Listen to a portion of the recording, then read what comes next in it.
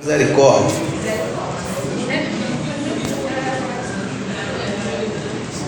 Diz assim: então Pedro, aproximando-se dele, disse: Senhor, até quantas vezes pecará meu irmão contra mim e eu lhe perdoarei? Até 7? Jesus lhe disse: não te digo que até 7, mas até 70 vezes 7. Só até aqui. Como eu disse, eu quero trazer uma palavra sobre o poder do perdão, o benefício que o perdão traz para a nossa vida, o benefício que o perdão traz para a sua vida, né? No capítulo 18, Jesus fala muitas coisas, né? E Jesus disse no capítulo 18 que nós devemos ser como uma criança. Interessante que as crianças não têm dificuldade de perdoar, né? As crianças são puras, as crianças são honestas, as crianças são sinceras. Quando gosta de você, gosta mesmo. Quando não gosta de você, não gosta, né? As crianças são honestas, são puras. E Jesus disse que nós devemos ser como uma criança. Jesus disse que da boca das crianças sai o perfeito louvor, né? Sai aí o louvor perfeito. E Jesus, certa vez, ele foi até um homem chamado Nicodemo, João capítulo 3. Jesus disse para Nicodemo: você tem que nascer de novo. Aí Nicodemo disse assim: como pode um homem já velho entrar no ventre da sua mãe e nascer de novo? Ele está dizendo: é impossível ser uma criança, é impossível nascer de novo. Ele não entendeu a fala de Jesus. Ele estava dizendo: isso é impossível para um homem velho entrar no ventre da sua mãe, se tornar um bebê, depois ser uma criança. Isso é impossível. Ele não entendeu a fala que Jesus estava falando com ele. Mas o interessante é que Jesus disse que se você não ser como uma criança, se você não pensar como uma criança, se você não agir como uma criança, você não pode entrar no reino dele. Jesus disse: se você não for como uma criança, você não pode entrar no meu reino. Então você não é velho demais para ser uma criança. Você não é velho demais para perdoar. Talvez alguém diga: eu sou velho demais para perdoar. Isso já tem muito tempo. Mas você não é velho demais para perdoar. Você não é velho demais para ser uma criança. Você pode ser uma criança. Você pode liberar perdão. Você pode nascer de novo. Você pode novamente dar uma chance a você. O interessante é que Jesus falou também no capítulo 18 que era impossível não acontecer os escândalos. Ou seja, o escândalo sempre vai acontecer no mundo. O escândalo sempre vai acontecer na igreja. Você sempre vai ouvir falar de escândalo, né? Agora há pouco nós estamos aí ouvindo falar de uma cantora, né, que ajudou a matar o marido, os filhos, mataram o pai, matou o pastor, e a mulher estava ajudando. Escândalo, né? Você vai ouvir na igreja: não, o pastor traiu a sua esposa. Você vai ouvir na igreja: filho do pastor virou gay. Você vai ouvir essas coisas. Escândalo. Porque Jesus disse que era impossível não acontecer escândalo. E os escândalos vão acontecer por causa do pecado, né?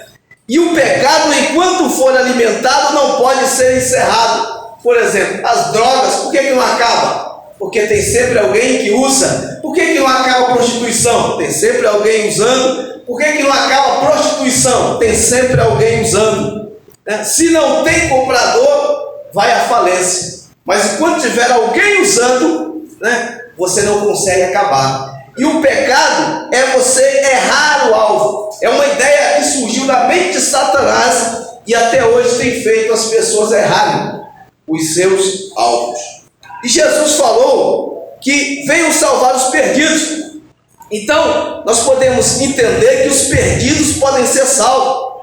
Todo perdido, né, tem uma esperança de ser salvo. E Jesus disse que tem algumas ovelhas que se perdem, né, e o pastor vai buscar. Tem ovelhas sem direção, tem ovelhas sem destino.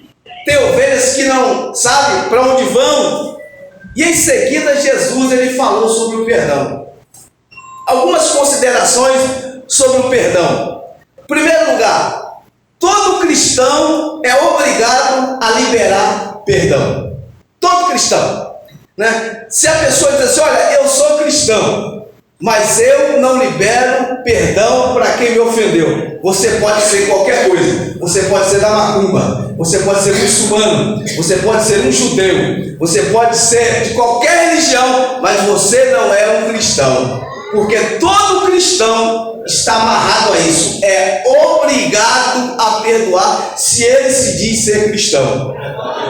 Todo cristão, obrigado. Ele não tem opção. Isso não é opcional. É como você participar da Santa Ceia. Não é opcional.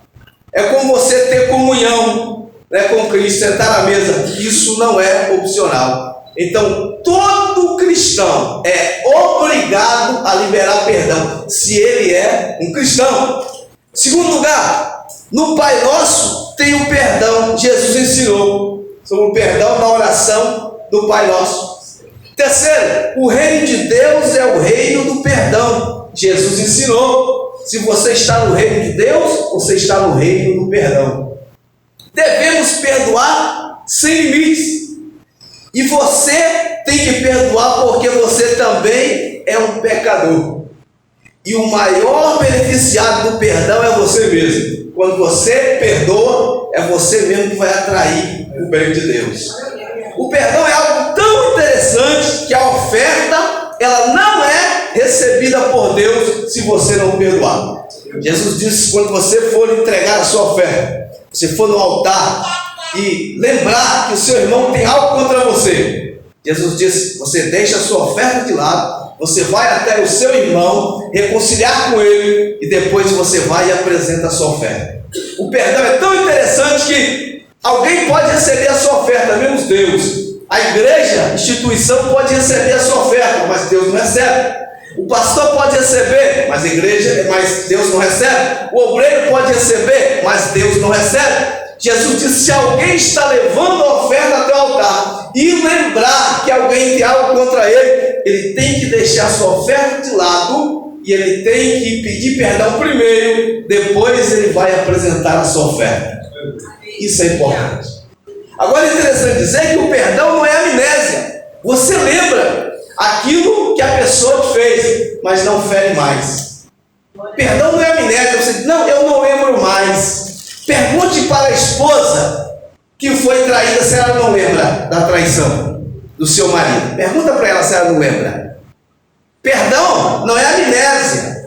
Você lembra do que a pessoa te fez. Você lembra do mal que a pessoa te fez. Mas se você liberou perdão, aquilo já não te fere mais. Se você tiver oportunidade para ferrar aquela pessoa, você não vai fazer, porque você já liberou. Se te entregar uma arma na sua mão e falar assim, pode matar ele, você não vai matar, porque você já liberou o perdão. Você lembra o mal que ele te fez, mas você agora já não ataca ele. Não é amnésia. Tem gente que pensa que perdão é amnésia. Não lembro mais de nada. Não lembro da traição. Não lembro que fulano me fez. Não lembro que o esposo traiu. Não lembro mais. Não lembra, porque perdão não é amnésia. Você lembra, mas aquilo já não te machuca mais. E Jesus falou do poder da comunhão. Quando a igreja concorda, o céu também concorda. Jesus disse, olha, onde tiver 2 ou 3 reunidos no meu nome, aí estou eu no meio deles. Onde existe concordância e comunhão, tem que existir perdão. Se você está num lugar que tem concordância e tem comunhão, tem que existir o perdão de Deus. Jesus confirma a sua presença onde existe concordância e comunhão. Ele diz, se tiver 2 ou 3 reunidos no meu nome, ali estou eu. Tem comunhão, tem concordância, tem perdão, eu estou no meio deles. O interessante é que Pedro, discípulo, ele disse para Jesus, quantas vezes devo perdoar o meu irmão? 7 vezes? Seria um bom número. Jesus disse 70 vezes 7. Chegaria aí 490 vezes. Mas esse número ainda é simbólico. O perdão é muito mais do que isso. é muito mais do que 490 vezes. É o número simbólico que Jesus deu ali para Pedro. Agora, o interessante é que existe um tempo que os servos de Deus terão que prestar contas a Deus. Mateus capítulo 18, verso 23, diz que um servo vai ter que prestar conta ao rei. Ele tem uma dívida e ele vai prestar conta ao rei. E este homem tem uma dívida. A Bíblia diz que um servo do rei lhe devia 10.000 talentos. Alguns comentaristas vão dizer que esses 10.000 talentos equivalente a 164.000 anos de trabalho. Ou seja, uma dívida que não dá para pagar. Quem é que vive 164.000 anos? Só se for a múmia do Egito para pagar isso, né? Outros comentaristas dizem que seria mais ou menos hoje 8 bilhões de dólares para o pobre pagar. O pobre também não tem esse dinheiro para pagar. Então, se você for pelo lado do dinheiro para o pobre pagar, 8 bilhões de dólares hoje não dá para pagar. Se fosse por tempo, 164.000 anos de serviço, ninguém vive esse tempo. O que é que Jesus está querendo mostrar com esta parábola? Que isso é impagável. Só existe uma maneira, através do perdão. Se for pelos anos, não dá, porque todos nós temos um tempo de validade. E ninguém vive 164.000 anos. E se for pelo dinheiro, o pobre também não tem. E o texto diz que o homem não tinha como pagar o rei. Eu quero lembrar a você que nós não temos como pagar o rei. Nós não temos como pagar Deus. Você não tem como pagar Deus. Você pode lembrar, você entrou hoje nesta casa e você foi restaurado, foi perdoado. Hoje você tem uma família, hoje você tem filhos, hoje você tem um esposo, hoje você tem uma esposa. Você não pode pagar isso. Todos os seus pecados foram perdoados por Deus. É bom lembrar que não tem como você pagar, não tem como eu pagar a Deus. E você entrou nessa casa, hoje você é a mulher abençoada, hoje você é um homem abençoado, hoje você é o resultado de um milagre, porque você foi perdoado e a sua casa achou o favor de Deus. Aleluia! Existe uma palavra na Bíblia chamada perdão, que é capaz de perdoar o mais miserável pecador. E o rei disse assim: vende a mulher dele, vende os seus filhos para pagar a sua dívida. Sabe o que o homem fez? O homem implorou.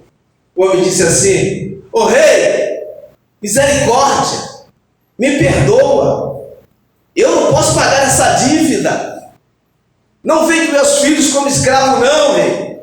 Não vende a minha esposa como escrava não. Me perdoa, rei. Misericórdia, rei. Por favor, rei, me perdoa. O rei olhou para ele e disse: tá bom, está perdoado, pode ir embora. Pode pegar os seus filhos, pegue sua esposa, vai embora para sua casa. A dívida está perdoada. 164.000 anos, mais ou menos 8 bilhões de dólares, está perdoado, vai embora. E ele foi embora. E a Bíblia diz no verso 28 que este servo encontrou um conservo que lhe devia 100 denários. 100 denários é equivalente a 100 dias de trabalho, porque um denário é equivalente a um dia. Dá para você pagar, sim ou não? Sim. Se você está devendo a alguém 100 dias de trabalho, mesmo você pobre, você paga, porque você já paga para o governo. Uma pesquisa diz que o brasileiro tem que trabalhar 150 dias no ano só para pagar o imposto. Você já paga para o governo, você já trabalha 150 dias no ano, mais ou menos, para pagar o governo, o imposto que o governo cobra. Então, se você compra um carro que custa 40 mil, você vai pagar 80 mil. Então, tem ali em cima os juros, o imposto. Então, você já paga 150, você já trabalha 150 dias no ano para pagar os impostos. Dá para pagar, é uma dívida que dá para pagar. E o homem devia 100 denários. E o homem chegou para ele e disse: por favor, me perdoa. Eu não tenho como te pagar. Eu não tenho esse dinheiro. Eu também não tenho força para trabalhar para você. me perdoe 100 dias de trabalho, eu não tenho como te pagar. E diz a Bíblia que o homem começou a espancar ele, começou a maltratar ele, começou a bater nele, começou a jogar ele no chão, e ele ficou lá todo quebrado. Ele me perdoa, não vou te perdoar. Espancou o homem. E alguém chegou, falou com o rei, falou: rei, aquele homem que o senhor perdoou ele, 164 anos, 1000 anos de trabalho, ele encontrou um servo que devia a ele 100 dias de trabalho. Ele espancou, ele o bateu, ele o maltratou, ele o puniu. Aí o rei falou assim: manda chamar ele. O rei é bondoso e perdoador, mas também corrige e pune aquele que age sem compaixão. Diz a Bíblia que o Senhor, o rei, entregou aquele mau servo aos carrascos, até que pagasse toda a sua dívida. Diz a Bíblia que entregou ele aos atormentadores.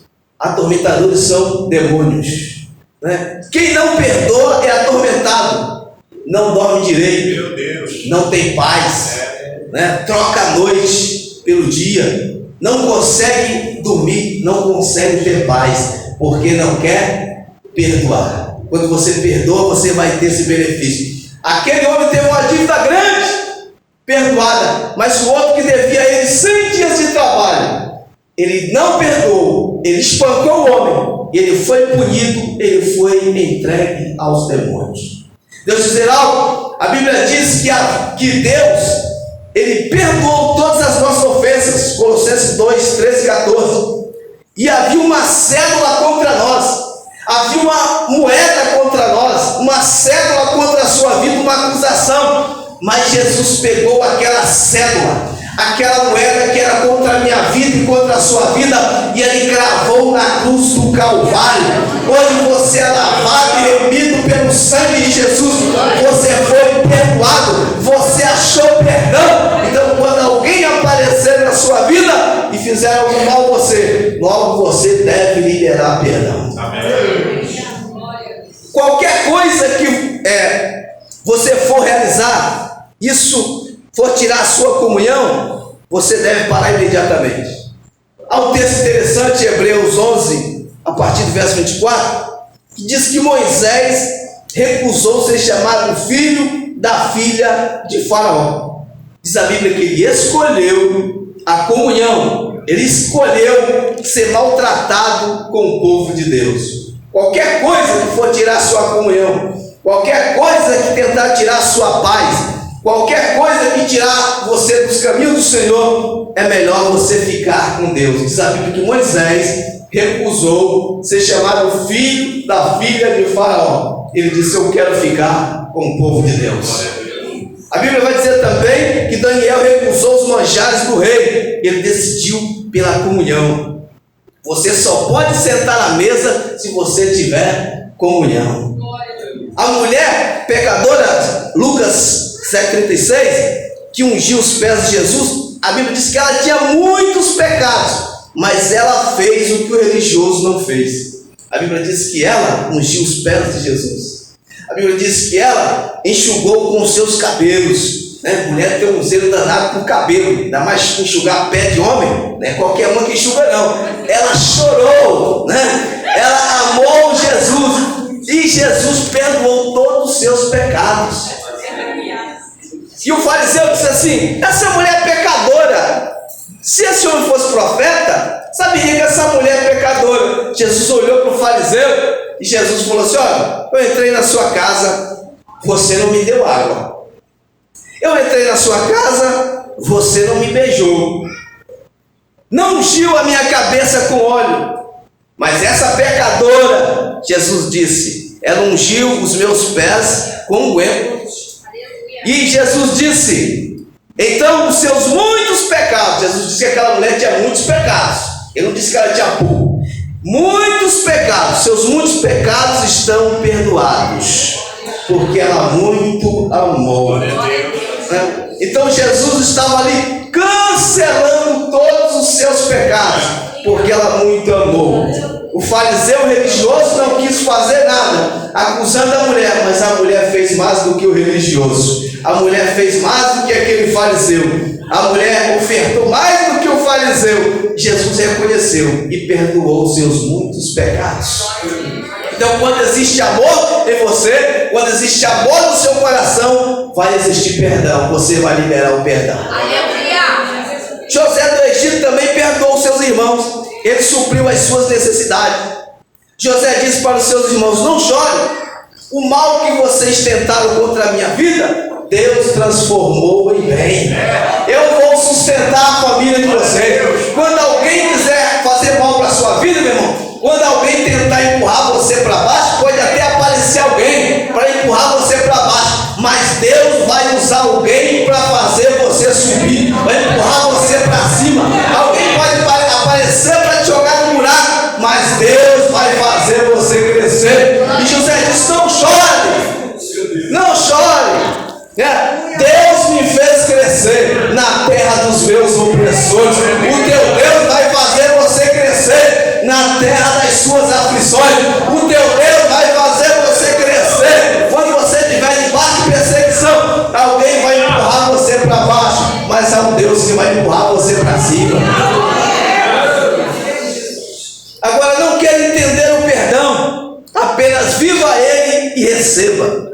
O irmão do filho pródigo, ele tentou entender o perdão. Ele disse para o seu pai: ô meu pai, eu trabalho aqui há tanto tempo, eu nunca transgredi um mandamento sequer, e o senhor nunca me deu um cabrito para alegrar-me com os meus amigos. Vindo por esse teu filho que desperdiçou toda a sua herança, o senhor mandou matar um boi gordo. Perdão não é para você entender, perdão é para você receber. Perdão não é porque você merece, ninguém merece ser perdoado. Eu não mereço ser perdoado, você não merece ser perdoado. Perdão não é para quem merece, perdão é para quem acredita. Se você acredita que tem um pai que pode perdoar os seus pecados, então todos os seus pecados serão perdoados. Se você acredita que tem um Deus que te ama e pode perdoar, então você vai ser perdoado. Perdão não é se você merece ou não, perdão é se você acredita. Então, quando você olhar para a pessoa e falar: ele não merece ser perdoado, ninguém merece ser perdoado, nós merecemos o inferno, mas você recebe o perdão porque você acredita. Pedro e Judas, eles cometeram pecados parecidos. Judas, ele traiu Jesus e Pedro negou. Pecados parecidos. Judas foi se matar, mas Pedro viu a oportunidade de receber o perdão.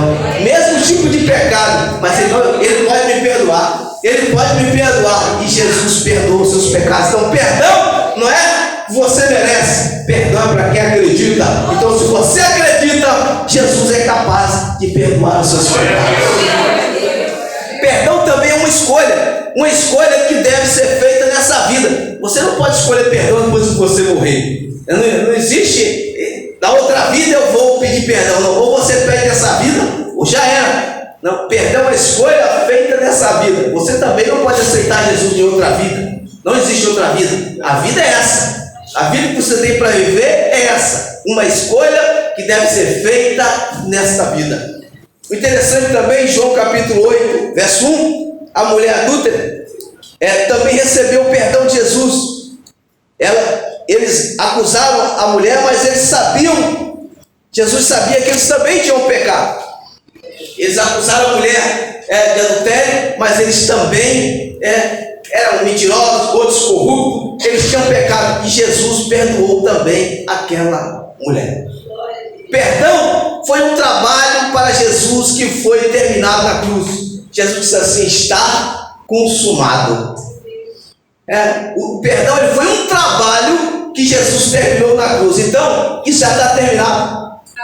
Você pode chegar diante dele e pedir perdão, porque haverá perdão para a sua vida. O trabalho está terminado. Jesus está dizendo: o trabalho foi feito. Na cruz do Calvário, no momento de dor, Jesus morreu na cruz, perdoando, demonstrando que eu e você podemos perdoar nos momentos difíceis. Jesus liberou perdão no tempo da dor. Então eu e você podemos liberar perdão no tempo da dor. Glória a Deus. Jesus perdoou o ladrão no tempo da dor. Jesus perdoou o ladrão quando ele estava morrendo, e perdoou todos aqueles em volta. Interessante que Paulo diz em 1 Coríntios 11, 28, Paulo diz: examine-se o homem a si mesmo. Paulo está nos dando uma ideia que não é para você examinar o outro, mas é para você examinar a você mesmo. Nós gostamos muito de olhar para a vida do outro. Olha como está fulano de tal, olha como é que está ele, todo errado, olha como está o filho dele, olha como está a filha dela, olha como está o casamento dele, olha a bagunça que está ele, né? Nós gostamos de examinar os outros, mas nós não gostamos de olhar para nós. Mas Paulo diz: ó, examine o homem a si mesmo, né? Deus nunca mandou você examinar a vida do outro, Deus sempre manda você examinar a sua vida. Deus sempre manda você olhar para você mesmo. É por isso que você tem um espelho em casa, para quando você olhar no espelho, você vê que seu cabelo não está legal, se você tiver, né? Como eu, você não precisa, você olha e diz: olha, meu rosto está sujo, a minha barba está grande, preciso fazer a minha barba. O espelho mostra como você está. Você vai examinar, né, se sua barriga está grande, se você comeu demais, né? O cristão às vezes gosta de comer muito, fica aquele barrigão enorme, parece que engoliu um pouco no Natal e ainda não saiu. E olha no espelho, o espelho diz: ah, sua barriga está enorme, né? Ele está dizendo que algo está errado com ele. Então, examinar a sua vida, não examinar a vida dos outros. Paulo diz: examine o homem a si mesmo, né? Você tem que examinar a sua vida, não a vida dos outros. Veja como está a sua vida. Para quem é que você precisa pedir perdão? Para quem é que você precisa liberar perdão? Para quem é? Você tem que examinar você mesmo. Olha, eu e fulano de tal não nos falamos, preciso pedir perdão a ele. Olha, fulano de tal me ofendeu, mas eu vou pedir perdão a ele. Eu vou pedir perdão a ela. Você tem que examinar a você mesmo e não os outros.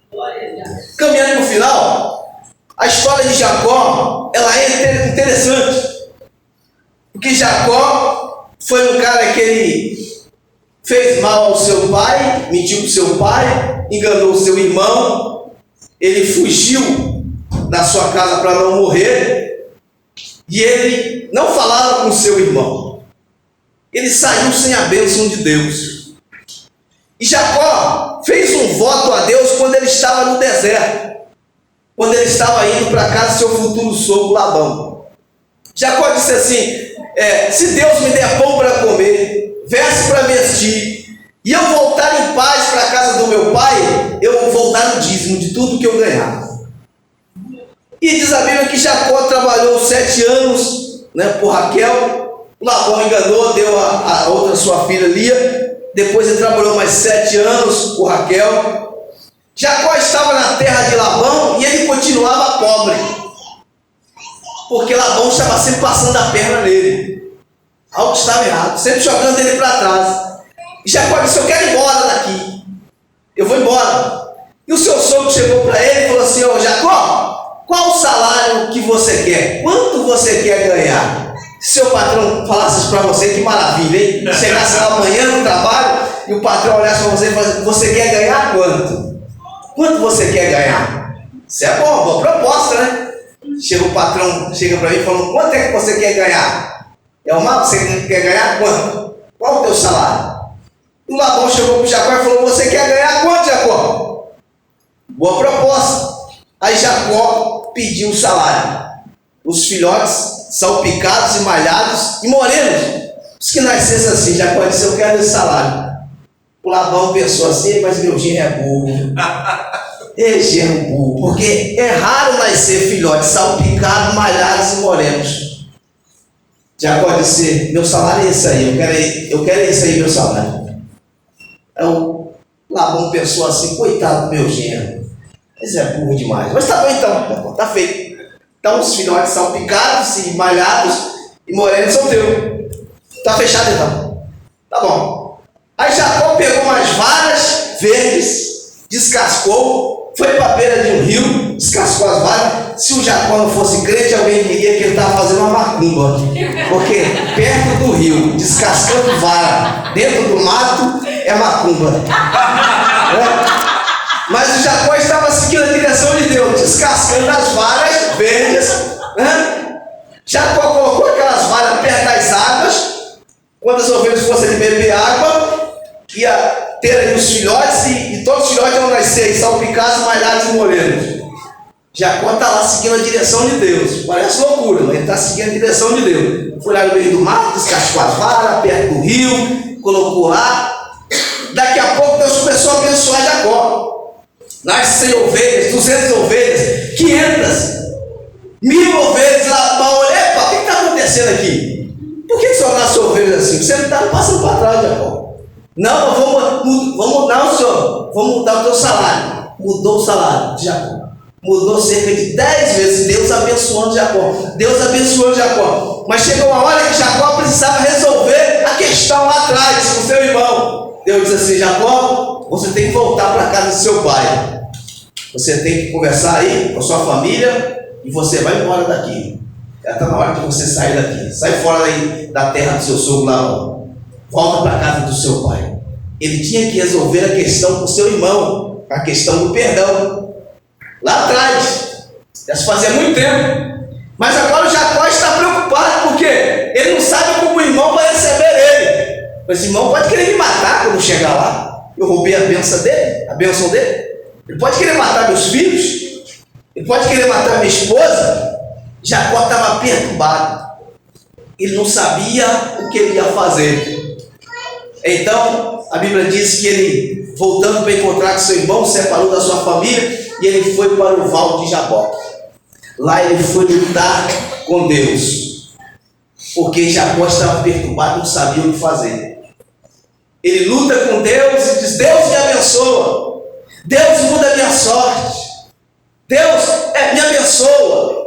Ele não queria ser mais aquele Jacó, o trapaceiro. Ele não queria ser mais aquele Jacó enganador. Me abençoa, Deus, segurando o anjo. Eu não te deixo ir até que me abençoa, segurando o anjo. E diz a Bíblia que o anjo olhou para Jacó e perguntou: qual o seu nome? E mudou ali o nome de Jacó. Você não vai chamar mais Jacó, você vai chamar agora Israel, aquele que luta com Deus. Se você é um servo de Deus, você vai lutar contra a sua natureza. Se você é um servo de Deus, você vai lutar para melhorar. Você vai lutar para ser um homem melhor. Você vai lutar para ser uma mulher melhor. Você vai lutar para ter uma família melhor. Você vai lutar porque você é um homem de Deus. Você quer transformação. Você quer mudança. E o Jacó queria mudança. E o Jacó ali está lutando com Deus. Me abençoa, Deus. Eu quero mudar.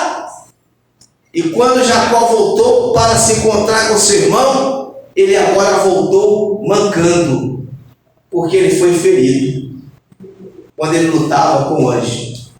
O Jacó agora voltou transformado. Ele já não é mais aquele Jacó, o trapaceiro, o enganador. Quando Jacó vai se encontrar com Esaú, ele agora vem arrastando a perna. Ou seja, ele agora está puxando de uma perna. E alguém olha assim de longe e diz: ei, Esaú, eu acho que Jacó, teu irmão, está vindo aí. O Esaú deve ter olhado e falou assim: não pode ser ele não. Não, meu irmão não puxa de perna. E o Jacó me arrastando a perna, puxando, porque foi ferido pelo anjo, arrastando a perna. E alguém diz: Esaú deve ser seu irmão. Ele falou: não é meu irmão não, porque se fosse meu irmão, ele já tinha partido aqui para cima de mim, me dado um soco na minha cara, eu tinha dado um soco na sua barriga e estava rolando por esse deserto. Não é ele não. Não, rapaz, é seu irmão. Olha, ele está arrastando a perna, mas é seu irmão. Quando Jacó chega perto de Esaú, Jacó então se ajoelha e diz: sou teu servo. E o interessante que ali eles se abraçam, ali o Jacó pede perdão ao Esaú, ele conserta aquilo que ele fez de errado no passado, e o Esaú diz para ele: você pode ir comigo. E ele diz assim: não, você vai na frente, que depois eu vou atrás. Mas Jacó fez aquilo porque ele ia seguir agora uma direção diferente. Cada um ia seguir a sua direção. O que é que nós podemos aprender nesse texto? Liberar perdão, você é obrigado, mas você não é obrigado a conviver. Jacó era obrigado a liberar perdão para Esaú, mas ele não era obrigado a conviver com Esaú. Esaú. Posso liberar perdão para você, mas não preciso ficar morado na mesma casa. Não preciso dividir o mesmo campo. Não preciso dividir o mesmo terreno. Você está perdoado, mas vai em paz. E o interessante de Jacó é que algumas vezes Deus pode ferir você para você não correr do propósito de Deus. Talvez se Jacó tivesse com as pernas tudo direitinho, talvez ele ia correr quando Esaú chegasse. Mas agora Deus o feriu na sua perna e agora não tem como ele correr. Ou você fica ou você fica. Algumas vezes Deus vai te ferir para você não sair do propósito dele. Porque se ele deixar você são, se ele deixar você perfeito, você vai correr. E para você não correr, Deus pode te ferir para você entrar no propósito dele. E Jacó agora está mancando, mas ele não pode correr. Ele acerta com seu irmão, ele perdoa o seu irmão, né? Mas agora cada um segue a sua direção. Ele segue o seu caminho e Esaú segue o seu caminho. Você é obrigado a perdoar, mas você